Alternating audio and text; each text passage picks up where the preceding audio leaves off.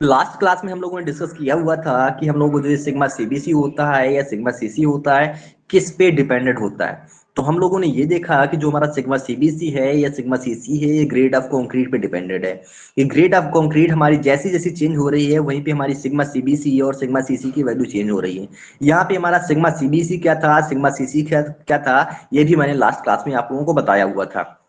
Actually में हमारा इसका यूज कहाँ पड़ा हुआ था कि जब हम लोग मॉडुलर रेशियो एम की वैल्यू निकाल रहे थे तो मॉडुलर रेशियो एम का मैंने फॉर्मूला आप लोगों को बताया हुआ था, एम बराबर 280/3 सिग्मा सीबीसी। यहाँ पे सिग्मा सीबीसी आया हुआ था तो इसका मैंने आप लोगों को यहाँ पे मीन्स बताया हुआ था कि सिग्मा सीबीसी की वैल्यू हमारी क्या क्या होगी।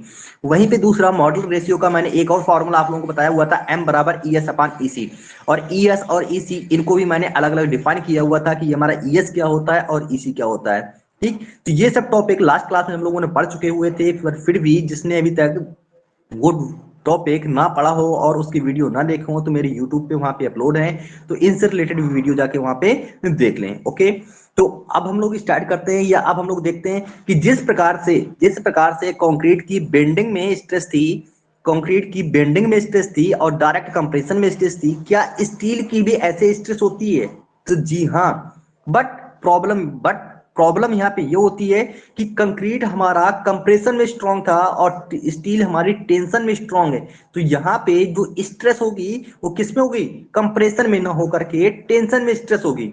ओके, हम लोगों ने क्या पढ़ा हुआ था? सिग्मा सीबीसी, यानी कंप्रेशन में स्ट्रेस पढ़ रहे थे वो भी कंक्रीट की। ठीक, चाहे वो बेंडिंग में हो या डायरेक्ट कंप्रेशन में हो। बट स्टील के केस में हमें टेंशन में स्ट्रेस पढ़नी है कि इसकी टेंशन में स्ट्रेस क्या आएगी।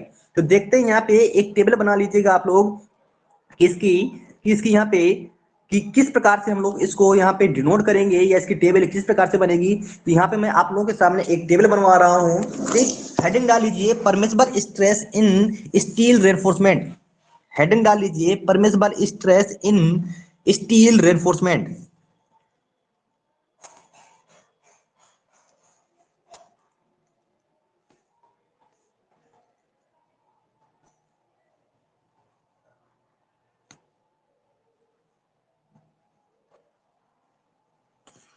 Permissible stress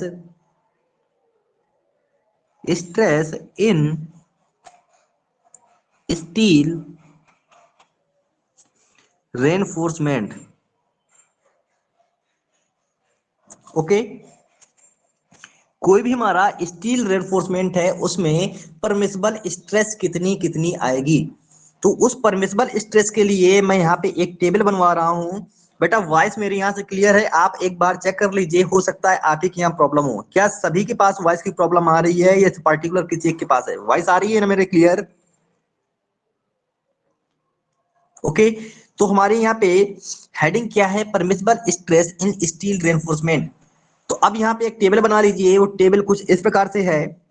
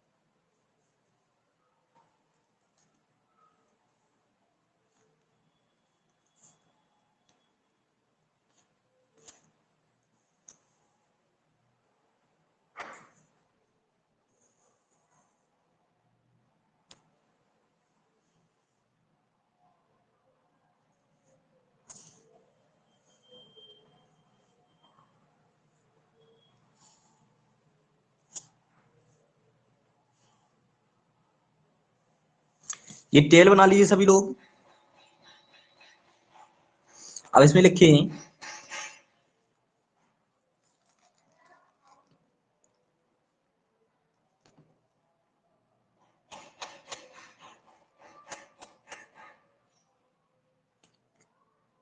types of stress, types of stress in steel reinforcement, steel reinforcement. Okay, यहां पे लिख दीजिए नेक्स्ट है परमिसिबल स्ट्रेस,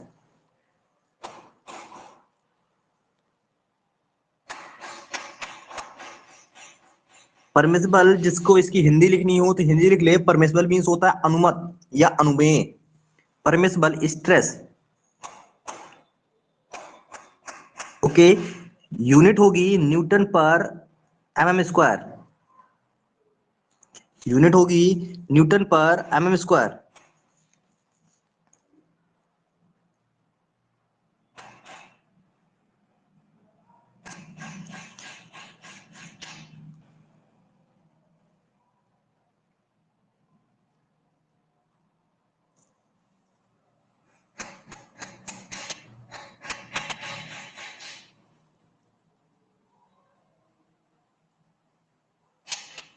इधर पे लिख लीजिए एमएस स्टील, यहाँ पे एमएस बार है। ओके, इधर कर लीजिए इसमें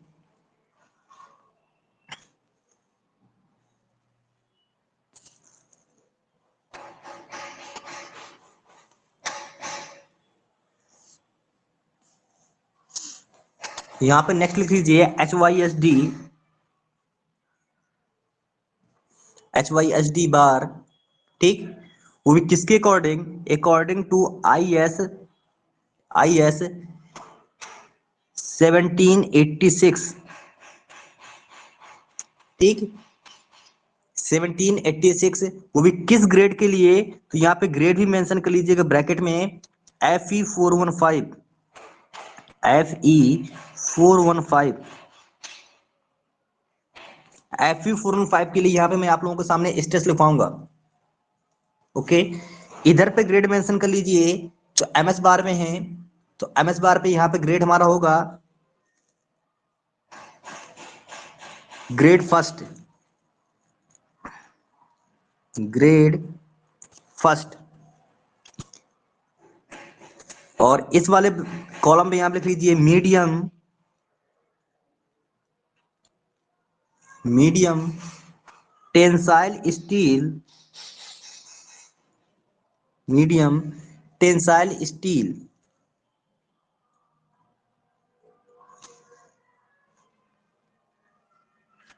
ओके, तो अब यहाँ पे आप लोगों को जो इसकी टेंशन में स्ट्रेस यूज करनी है, कितनी कितनी हमें यूज करनी है, तो सबसे पहले टेंशन में जो स्ट्रेस होगी इसका जो हम लोग इंडिकेशन करेंगे, वो इंडिकेशन करेंगे यहाँ पे, वो इंडिकेशन भी लिख लो सिग्मा एस टी से।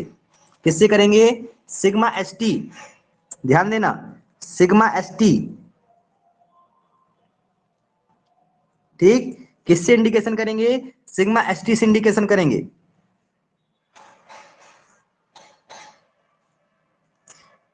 अब वैल्यू आप लोगों की कैसे चेंज होंगी, हमें सिग्मा एस टी की वैल्यू फाइंड करनी है। सिग्मा एस टी की वैल्यू यहाँ पे मैं आप लोगों को बताऊंगा किस किस केस में यहां से वैल्यू चेंज हमारी हो जाएंगी। सिग्मा एस टी का मतलब क्या है कि यहाँ पे परमिसिबल स्ट्रेस है, वो भी किसमें, टेंशन में, permissible stress of steel in tension. Sigma S T का मतलब क्या हुआ, permissible stress of steel in tension. देख लीजिए यहाँ पे इसका फर्स्ट पॉइंट लिखिए, इसका फर्स्ट पॉइंट है up to, up to 20 mm dia, यदि स्टील का बार, मतलब जो हमारी स्टील बार है उसका डाया 20 mm तक है, ध्यान दीजिए, यदि हम लोग जिस सरिये का प्रयोग कर रहे हैं उसका जो व्यास है, उसका जो डाया है 20 mm तक है, उस केस में, उसके लिए माइल्ड स्टील के केस में जो परमिसिबल स्ट्रेस हम लोग प्रयोग करेंगे 140 प्रयोग करेंगे। कितनी प्रयोग करेंगे, 140 प्रयोग करेंगे। ओके, वहीं पे यदि हमारी क्या है, हम लोगों ने H Y S D bar का प्रयोग किया है, तो H Y S D bar के केस में यहाँ पे कितना प्रयोग करेंगे, 230 प्रयोग करेंगे। ध्यान दीजिएगा, 230 न्यूटन पर एमएम स्क्वायर, इनकी यूनिट क्या होगी, न्यूटन पर एमएम स्क्वायर। किस केस में, यदि हमारे सरिये का व्यास, सरिये का डाया 20 mm तक है, ध्यान दीजिए 20 mm तक है, उस केस में सिग्मा एस टी की वैल्यू यदि माइल्ड स्टील है तो 140 प्रयोग करेंगे, और यदि H Y S D bar है तो कितना प्रयोग करेंगे, 230 प्रयोग करेंगे। यदि अगला पॉइंट देखिए, यदि ये डाया ओवर 20 mm है, कितना है, ओवर 20 mm, मतलब ये व्यास हमारा 20 mm से ज्यादा हो जाता है। कितना हो जाता है, सरिये का जो व्यास है 20 mm से ज्यादा हो जाता है, उस केस में माइल्ड स्टील के लिए 130 प्रयोग करेंगे, माइल्ड स्टील के लिए 130 प्रयोग करेंगे, और वहीं पे एच वाई एस डी के लिए 230 ही प्रयोग करेंगे। यानी सिर्फ हमें चेंजमेंट किसका करना है, माइल्ड स्टील के केस में।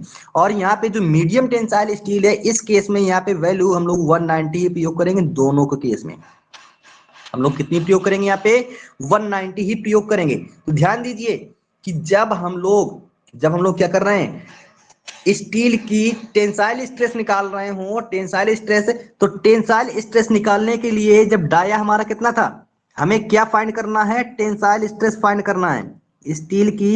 टेंसाइल स्ट्रेस स्टील की टेंसाइल स्ट्रेस, ठीक, यानी सिग्मा एस टी के केस से मैंने आप लोगों को बताया कि फर्स्ट पॉइंट, जब हमारा व्यास है जो सरिये का डाया है, डाया कितना है, अप टू 20 mm, ध्यान दीजिएगा, अप टू 20 mm है। तो अप टू 20 mm के केस में जो यहाँ पे हम लोग एक वैल्यू यूज करेंगे, कितनी, 140, वो किस केस में होगी, वो होगी हमारी एमएस के केस में, माइल्ड स्टील के केस में। और माइल्ड स्टील का ग्रेड आपको मालूम है कितना होता है, Fe 250 होता है। ओके, वहीं पे इसकी वैल्यू हम लोग बढ़ा करके 230 प्रयोग कर रहे थे। 230 हमने किस में प्रयोग किए, जब हम लोगों ने यहाँ पे H Y S D bar प्रयोग किए। बस सिर्फ हमें यही दोनों वैल्यू यहाँ पे याद करनी है कि जब 20 mm डाया है, 20 mm डाया के केस में, 20 mm तक की बात कर रहा हूं मैं, मतलब 6 mm से लगा करके 6 mm हुआ, 10 mm हुआ, 12 mm हुआ, 16 mm हुआ, और 20 mm हुआ। कौन कौन से डाया आएंगे इस 20 mm तक में, तो लिख लीजिए यहाँ पे 6 mm, 10 mm, 8 mm, 12 mm, 16 mm, और लास्ट हमारा 20 mm। यदि इतने डाया तक की सरिया आ रही है, इतने mm डाया तक की सरिया आ रही है, उस केस में यदि हम लोगों ने माइल्ड स्टील का प्रयोग किया है, माइल्ड स्टील का मतलब क्या हुआ, Fe 250, तो Fe 250 ग्रेड की यदि स्टील है तो वहां पे सिग्मा एस टी की वैल्यू हम लोग कितनी प्रयोग करेंगे, 140 प्रयोग करेंगे। वहीं पे यदि H Y S D bar है, H Y S D bar का उसने ग्रेड यहाँ पे ओपन कर दिया है कि यदि हम लोग Fe 415 का प्रयोग करें, इसका प्रयोग करें, Fe 415 का प्रयोग करें, तो Fe 415 के केस में, Fe 415 के केस में जो सिग्मा एस टी की वैल्यू हम लोग प्रयोग करेंगे वो 230 प्रयोग करेंगे। इसका दूसरा पॉइंट देखिए, दूसरा पॉइंट उसने ये बोला हुआ है कि जब इसका डाया 20 mm से ज्यादा हो जाए, क्या हो जाए, ओवर 20 mm या 20 mm से ज्यादा हो। ध्यान दीजिए उसने क्या बोला, जब 20 mm से ज्यादा हो, तो इस केस में हम लोग क्या करेंगे, यहाँ पे सिग्मा एस टी की जो वैल्यू प्रयोग करेंगे, सिग्मा एस टी की वैल्यू 130 प्रयोग करेंगे, किसमें, एमएस के लिए। और वहीं पे इसकी 230 वैल्यू प्रयोग करेंगे, किसके केस में, एच वाई एस डी के केस में। ठीक, तो सिर्फ इतना याद देना है, इतना यहाँ पे याद रखना है। देखो ये तो दोनों में सेम आ रहा है, इधर भी 230 है और इधर भी हमारा क्या है, ये भी हमारा 230 है। सिर्फ हमारा यहाँ पे चेंज क्या हो रहा है, चेंज हो रहा है एमएस के केस वाली, यानी यदि हमारा ग्रेड ऑफ स्टील क्या है, Fe 250 है। मैं बार बार Fe 250 एमएस के केस में आप लोगों को ग्रेड बता रहा हूँ कि एमएस का मतलब क्या होता है, Fe 250 होता है। ठीक, तो जहां भी एमएस आएगा आप लोग तुरंत वहां पे क्या कर देंगे, वैल्यू उसकी ये समझ जाएंगे कि हमारा ग्रेड कौन सा दे रखा हुआ, Fe 250 ग्रेड दे रखा हुआ। नेक्स्ट देखिए, ये तो हमारा हो गया टेंशन में, बट हमें पता है कि स्टील टेंशन के साथ साथ कंप्रेशन को भी बियर करती है। बट ये मान लीजिए, चलो ठीक है, हम लोग इस स्टील का प्रयोग किसमें कर रहे हैं, इस स्टील का प्रयोग इस स्टील का प्रयोग यदि हम लोग बीम में करेंगे, ठीक, तब ये स्टील, ध्यान दीजिएगा, जब स्टील का प्रयोग बीम में करते हैं तब ये स्टील हमारी क्या कहलाती है, टेंशन स्टील कहलाती है। ठीक, तभी क्या क्या कहलाती है, टेंशन स्टील कहलाती है, ध्यान दो। बार बार आप लोगों से बोल रहा हूं, ध्यान दीजिए यहाँ पे, जब इस स्टील का प्रयोग हम लोग कहाँ पे करते हैं, बीम में करते हैं। तो बीम में हम लोग स्टील का प्रयोग क्यों कर रहे थे, कि जिससे वो बीम में आने वाले टेंशन फोर्स को रेजिस्ट कर सके। बट यदि इसी स्टील का प्रयोग हम लोग कहाँ कर दें, कॉलम में कर दें, इस स्टील का प्रयोग हम लोग कॉलम में कर दें, कहां कर दें, कॉलम में। हमें पता है कॉलम हमारा कैसा मेंबर होता है, कॉलम हमारा कंप्रेशन मेंबर होता है। तो यहाँ पे जो स्टील होगी, अब ये स्टील कंप्रेशन स्टील के नाम से जानी जाएगी। किस नाम से जानी जाएगी, कंप्रेशन स्टील नाम से, कंप्रेशन स्टील। ठीक, जब मैंने उस स्टील का प्रयोग कहां किया है, कॉलम में किया है। कॉलम हमारा कंप्रेशन मेंबर होता है इस केस से, इसलिए यहाँ पे जो हम लोग यहाँ पे स्टील होगी कंप्रेशन स्टील के नाम से जानी जाएगी। तो अभी मैंने टेंशन स्टील के लिए यहाँ पे जो परमिसिबल स्ट्रेस के लिए यहाँ पे सिंबल यूज किया हुआ था, क्या यूज किया था, सिग्मा एस टी यूज किया था। ठीक, इस टेंशन स्टील के लिए मैंने यहाँ पे सिंबल क्या यूज किया था, सिग्मा एस टी। तो इस कंप्रेशन स्टील के लिए मैं यहाँ पे सिग्मा सिंबल यहाँ पे यूज करूंगा, सिग्मा एस सी। ध्यान दीजिएगा, क्या यूज करूंगा, सिग्मा एस सी।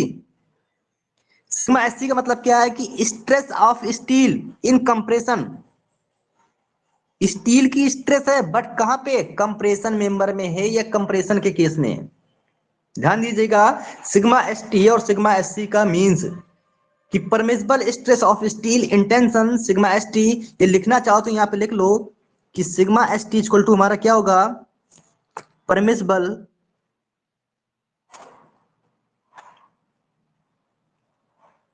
परमिसिबल स्ट्रेस या permissible tension stress, permissible stress of steel, permissible stress steel of steel in tension. Okay, sigma S C इसको भी लिख लो, ये हमारा होगा परमिसिबल स्ट्रेस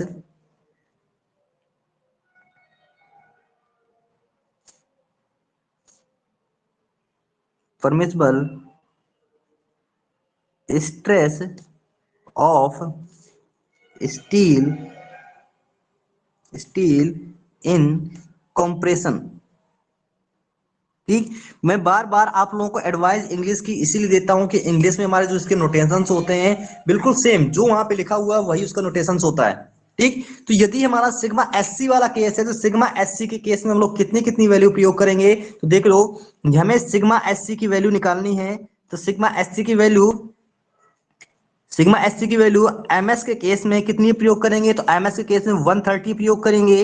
वहीं पे एचवाईएसडी बार के केस में, यहाँ पे जो वैल्यू हम लोग प्रयोग करेंगे 190 प्रयोग करेंगे। बस सिर्फ हमें यहाँ पे दो ही चीज यहाँ पे याद करनी है, कितनी कितनी प्रयोग करनी है। जो सिग्मा एससी की वैल्यू होगी एमएस के केस में हम लोग कितनी प्रयोग करेंगे, 130 न्यूटन पर एमएम स्क्वायर।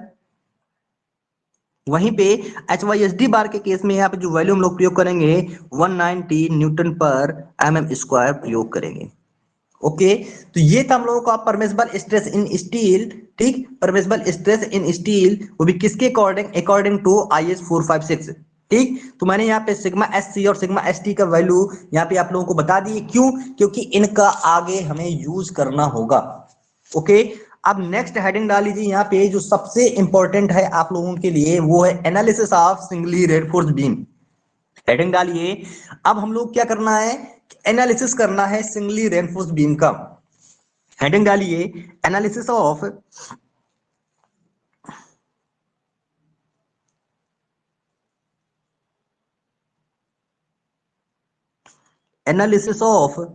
सिंगली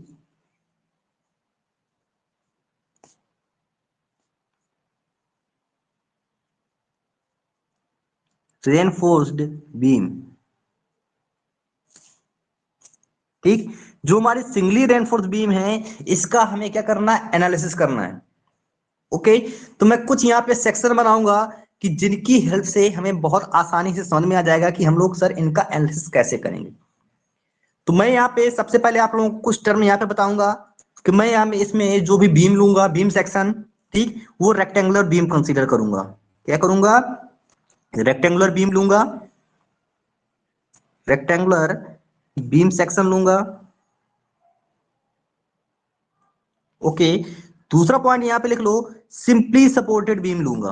कैसी बीम लूंगा? Simply supported. क्यों? क्योंकि आप लोगों को पता है सिंपली सपोर्टेड बीम के केस में जो हमारा टेंशन होता है कहां पे होता है?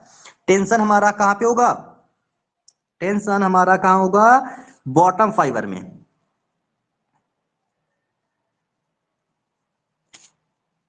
टेंशन हमारा इसमें कहां पे होगा? बॉटम फाइबर में होगा। ओके, अब मैं यहां पे सेक्शन बना रहा हूं और आप लोग भी मेरे साथ साथ इन सेक्शन को ड्रॉ करते जाइए।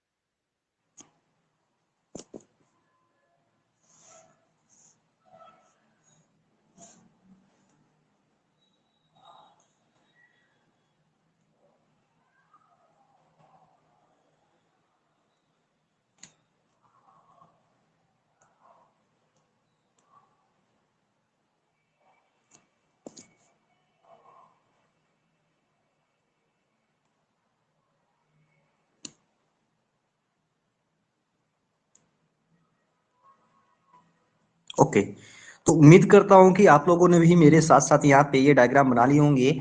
अब इनका एक बार सबसे पहले स्क्रीनशॉट ले लीजिए, फिर इसके बाद मैं इसमें से कुछ समझाऊंगा, आप लोगों को बताऊंगा। मैंने अभी क्या बोला हुआ था आप लोगों से कि हम लोग जो यहाँ पे सिंगली रेनफोर्स बीम ले रहे हैं वो सेक्शन कैसा ले रहे हैं यहाँ पे, तो सेक्शन हमारा होगा रेक्टेंगुलर बीम सेक्शन होगा। ओके, रेक्टेंगुलर बीम सेक्शन के साथ साथ हम लोग यहाँ पे इसमें कंसीडर करने वाले हैं simply supported beam. Simply supported beam, जैसा कि आप लोगों को पता है कि सिंपली सपोर्टेड बीम पे जो हमारा टेंशन आता है कहाँ पे आता है, बॉटम फाइबर में टेंशन आता है। जब सिंपली सपोर्टेड बीम पे हमारा जो टेंशन आता है बॉटम फाइबर में आता है, तो इसलिए मैंने क्या किया हुआ इस सेक्शन में। ओके, इस सेक्शन में यहाँ पे जो स्टील प्रोवाइड की है, ये स्टील आप लोग देख रहे होंगे जो यहाँ पे डॉटेड दिख रहे हैं, ये क्या है हमारे, ये सब स्टील यहाँ पे इंडिकेट कर रहा है कि ये हमारी क्या है, ये स्टील है। ओके, ये क्या इंडिकेट कर रहे हैं कि ये स्टील है। ध्यान दीजिए, यहाँ पे जो मैं बार बार इसे हाईलाइट कर रहा हूँ, ये इंडिकेट कर रहा है कि ये क्या है, यहाँ पे स्टील पड़ी हुई है। फिर इनसे रिलेटेड मैंने कुछ फैक्ट आप लोगों को बताए हुए थे। कौन कौन से फैक्ट बताए हुए थे कि इस क्रॉस सेक्शन की जो विड्थ होती है इसको हम लोग बी से इंडिकेट करते हैं। चलो इसको हम लोग मान लेते हैं यहाँ पे हमारा क्या है, बी है। ओके, इसकी विड्थ बी हो गई। ये वहीं पे इसकी जो टोटल डेप्थ होगी, टॉप टू बॉटम हमारी टोटल डेप्थ कितनी होगी यहाँ पे, कैपिटल डी। इसे यहाँ पे इंडिकेट कर लीजिए, कैपिटल डी हमारी टोटल डेप्थ हो गई। ओके, कैपिटल डी हमारी क्या हो गई, टोटल डेप्थ हो गई। नेक्स्ट, इस जो यहाँ पे स्टील बार पड़ी हुई है, इस स्टील बार के सेंटर से मैंने आप लोगों को बताया हुआ था एक और डेप्थ होती है। वो डेप्थ कौन सी होती है, स्मॉल डी। स्मॉल डी, जिसको हम लोग क्या बोलते हैं, इफेक्टिव डेप्थ या प्रभावी डेप्थ के नाम से जानते हैं। उसको हम लोग किस नाम से जानते हैं, उसको हम लोग इफेक्टिव डेप्थ या प्रभावी डेप्थ के नाम से जानते हैं। कि सर ये हमारी इफेक्टिव डेप्थ प्रभावी डेप्थ क्या होती है, तो इसको देखो मैंने यहाँ पे स्मॉल डी से इंडिकेट किया है। ठीक है, ये आप लोगों को विजुअल हो रहा होगा कि मैंने स्मॉल डी से कहाँ से इंडिकेट किया हुआ। इसके बाद देखिए मैंने जिस जो यहाँ पे डॉटेड लाइन है, डॉटेड लाइन यहाँ पे इंडिकेट कर रही क्या, ये न्यूट्रल एक्सिस है।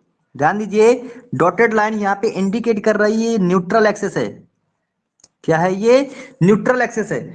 न्यूट्रल एक्सिस, अब न्यूट्रल एक्सिस एक्चुअली में करती क्या है, न्यूट्रल एक्सिस आपको ये पता है कि हमारा कोई भी जैसे बीम सेक्शन है, ठीक, उसको यहां से क्या कर देगी, दो पार्ट में ब्रेक कर देगी। दो पार्ट में ब्रेक कर दिया, ठीक, तो हमने यहां पे क्या माना हुआ है कि जो यहां पे न्यूट्रल एक्सिस तक की डेप्थ है, यानी डेप्थ ऑफ न्यूट्रल एक्सिस, आप लोग यहां पे लिख लीजिए डेप्थ ऑफ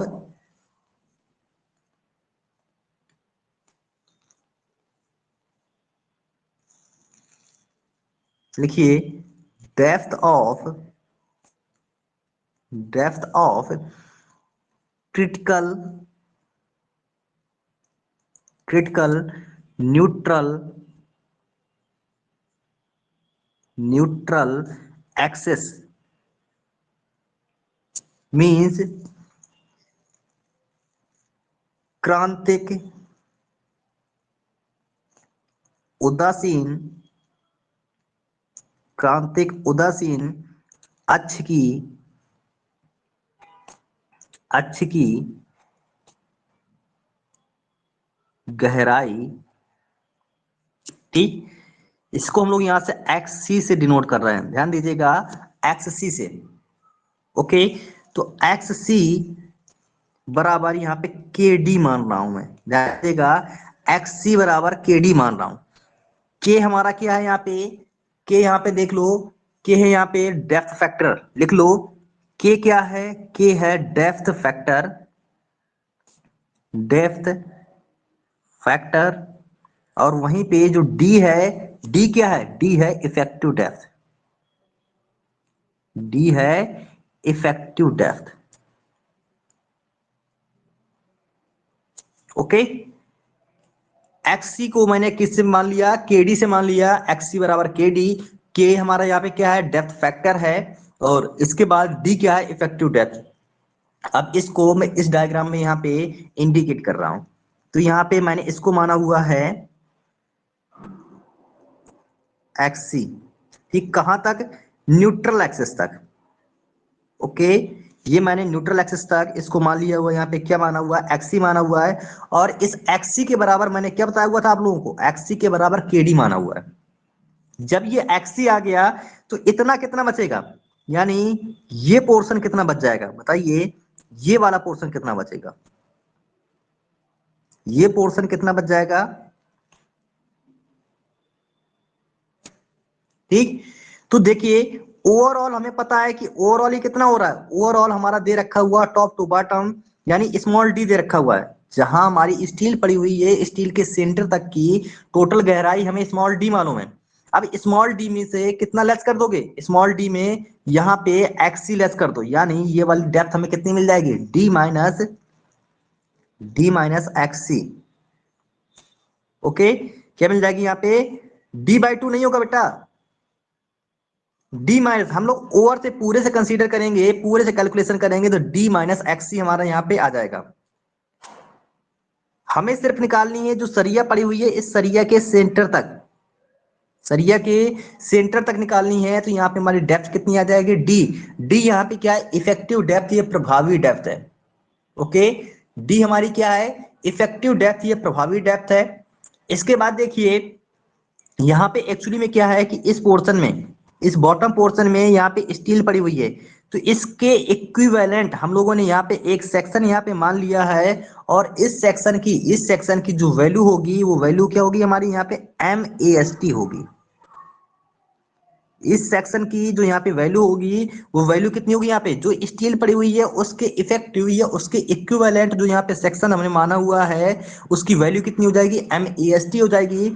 और वहीं पे जो इस पोर्शन की वैल्यू होगी, इस पोर्शन की वैल्यू हमारी कितनी होगी, B इंटू, यदि इसका हम लोग एरिया निकालें तो B इंटू एक्सी होगा, B इंटू एक्सी होगा। ओके, अब इसके बाद देखिए, अब इसके बाद आ जाइए इस स्ट्रेन डायग्राम में, स्ट्रेन डायग्राम में आइए। इस स्ट्रेन डायग्राम में हम लोगों ने क्या माना हुआ है कि एक्चुअली में क्या है, बॉटम में टेंशन में, बॉटम में हमारा क्या टेंशन है।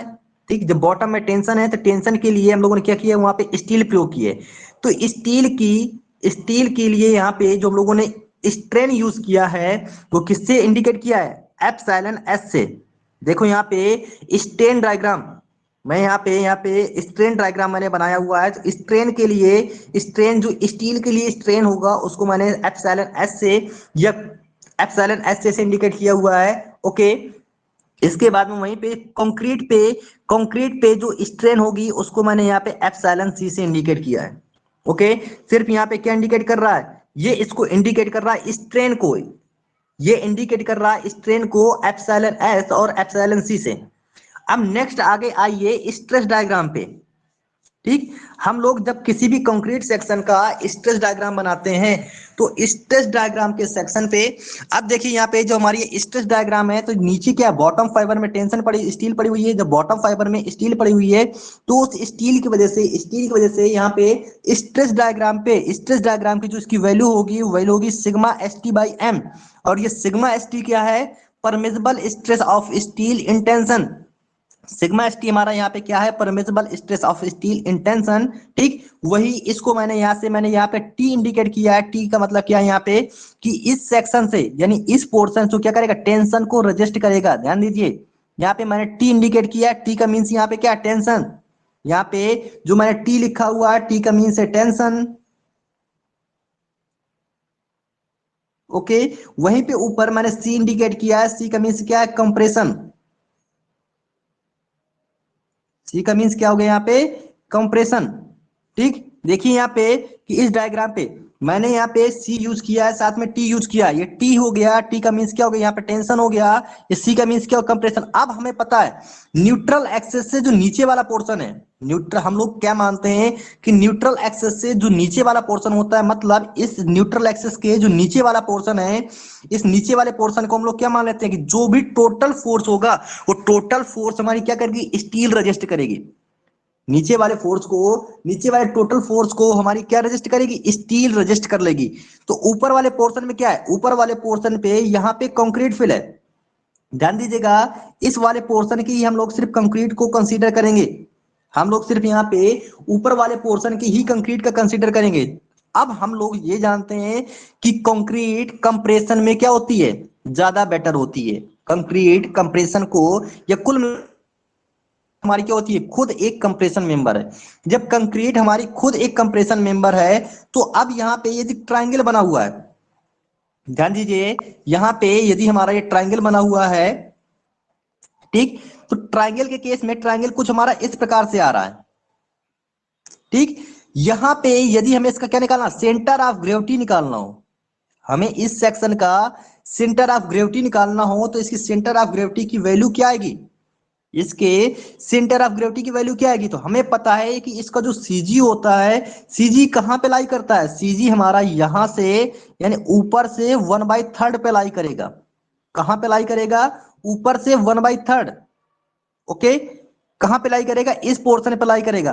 तो मैंने नीचे वाले पोर्शन को आपको बताया टेंशन, बट ये जो ऊपर वाला पोर्शन है, ऊपर वाले पोर्शन पे देख रहे हो हमारा क्या आ रही है, सिर्फ कंक्रीट आ रही है। जब कंक्रीट आ रही है, यानी ये वाला पोर्शन यहाँ पे, ठीक, तो इसमें ये वाली डेप्थ कितनी हो जाएगी, ठीक, तो यहाँ पे डेप्थ कितनी हो जाएगी, एक्चुअली में हमने इस पूरी डेप्थ को, यहां से देखो ये डेप्थ हमने कितनी मानी है, ये डेप्थ हमने मानी है यहाँ पे एक्सी, ठीक। जब ये डेप्थ हमने यहाँ पे एक्सी मानी है, तो ये वाली डेप्थ कितनी हो जाएगी, XC/3 होगी।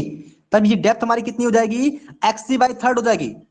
ओके, अब यहाँ पे total compression force, total compression force हमारा कहां पे रजिस्ट करेगा, यानी जो ऊपर वाला सेक्शन है, इस सेक्शन के 1/3 पे, सेक्शन के टॉप से 1/3 पे टोटल कंप्रेशन फोर्स हमारा यहाँ पे रजिस्ट करेगा। नीचे हमारा यहाँ पे टेंशन फोर्स हो गया। अब टेंशन फोर्स और कंप्रेशन फोर्स, ध्यान दो यहाँ पे, टेंशन फोर्स और कंप्रेशन फोर्स, यानी कुल मिला के आप लोग ये समझिए कि यहाँ पे हमारा क्या आ रहा था, यहाँ पे हमारा कंप्रेशन आ रहा है। ओके, यहाँ पे हमारा कंप्रेशन आ रहा है। और यदि इसी डायग्राम को नीचे और थोड़ा सा यहाँ पे बढ़ा लो ऐसे, ये नीचे वाला पोर्शन को मैंने बना लिया, तो इधर पे हमारा क्या आ रहा था, टेंशन आ रहा था। यदि आप लोग यहाँ पे ये स्ट्रेस डायग्राम देखेंगे, ये डायग्राम पूरा कंप्लीट है, ठीक। जब डायग्राम पूरा कंप्लीट है, यानी कुछ मिला के हमारा डायग्राम ये इस प्रकार से बना हुआ है। ओके, यहाँ पे हमें मालूम पड़ गया कंप्रेशन आ रहा है, इधर पे हमें मालूम पड़ गया टेंशन आ रहा है, ठीक। तो टेंशन और कंप्रेशन, ठीक, यानी टेंशन और कंप्रेशन, इन दोनों के बीच की जो हमारी दूरी होती है, उसको हम लोग जेड से प्रदर्शित करते हैं। और ये हमारा जेड क्या कहलाता है, लीवर आर्म कहलाता है। ये क्या कहलाता है, लीवर भुजा, लीवर भुजा या उत्तोलक भुजा, उत्तोलक भुजा या लीवर आर्म कहलाता है। ध्यान देना, लीवर आर्म। तो लीवर आर्म हमारा क्या हुआ, यदि आपसे कोई भी डिफिनेशन पूछता है कि ये बताइए आप लोग कि लीवर आर्म क्या है, तो लीवर आर्म आप लोग क्या बताएंगे कि हमारा कंक्रीट का जो सेंटर ऑफ ग्रेविटी है, कंक्रीट का जो सेंटर ऑफ ग्रेविटी है, ठीक, और जो टेंशन के लिए, टेंशन के लिए जो स्टील का सेंटर ऑफ ग्रेविटी है, उन दोनों के बीच की डिस्टेंस, यानी distance between, distance between, distance between C and T, ठीक। सी एंड टी का मतलब क्या है, कंप्रेशन और टेंशन की बीच की दूरी हमारी क्या कहलाएगी, ठीक है। सी और टी, इन दोनों की जो हमारी बीच की दूरी होगी, वो क्या कहलाएगी, लीवर आर्म कहलाएगी, ठीक। वही लीवर आर्म यहाँ पे देखोगे तो मैंने इसमें जेड से इंडिकेट किया हुआ है, ये हमारा क्या हो गया, लीवर आर्म हो गया। ओके, ये हमारा क्या हो गया, लीवर आर्म हो गया। यदि अब हमें इस लीवर आर्म की वैल्यू निकालनी हो, हमें इस लीवर आर्म की वैल्यू निकालनी हो, तो इस लीवर आर्म की वैल्यू कितनी हो जाएगी, यहाँ पे लिख लो, यानी जेड की वैल्यू हमारी कितनी आ जाएगी, जेड इक्वल टू कितना आ जाएगा, Z = D-X/3, D-X/3, ये वैल्यू किसकी आ गई, जेड की वैल्यू आ गई, ठीक। कैसे, देखो यहां तक मैंने टोटल माना हुआ है डी, ठीक, पूरा ये डी माना हुआ है इधर से लेकर इधर तक। अब इसमें से इतना पोर्शन मेरा, ये ऊपर वाला पोर्शन क्या, x/3 है। अब यदि मैं इसमें x/3 यहाँ पे लेस कर देता हूं, तो क्या बचेगा, जेड बचेगा। जेड हमारा क्या, लीवर आर्म है, ठीक। तो इसकी वैल्यू हमारी कितनी हो गई, D-X/3। ओके, तो इस पेज का यहाँ पे स्क्रीनशॉट ले लीजिए और इस स्क्रीनशॉट को, ठीक, शेयर कर दीजिएगा। ओके, स्क्रीनशॉट ले लिया सभी ने।